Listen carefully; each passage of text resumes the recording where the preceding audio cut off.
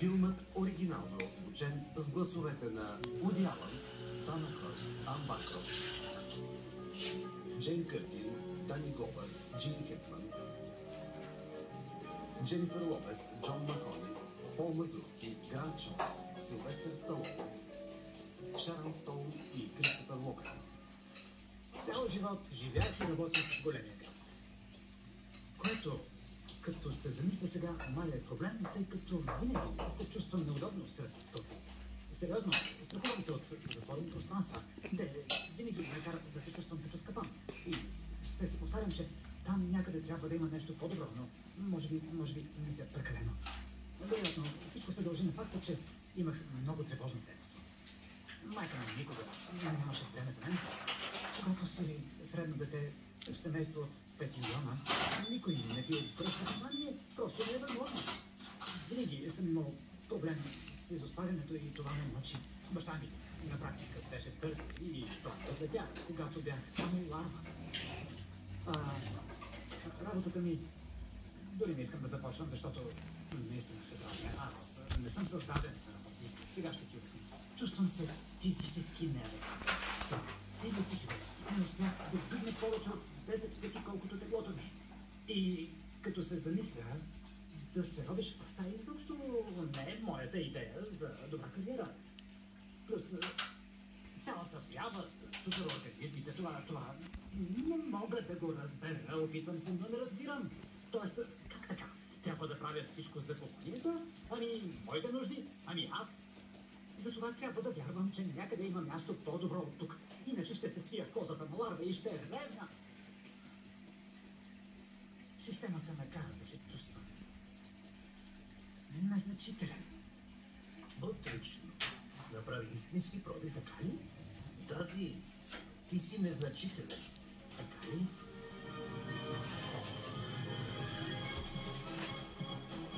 Мравката Зе.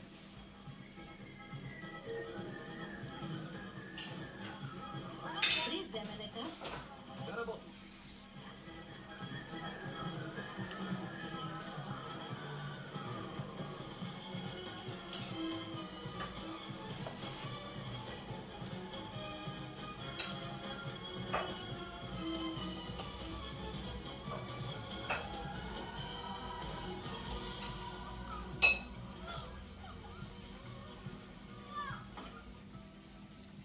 Работник. Войник.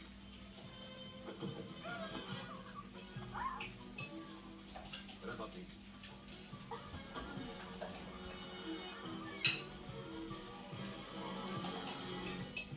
Да опитаме пак.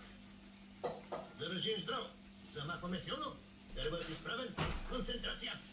Левайте ритъма.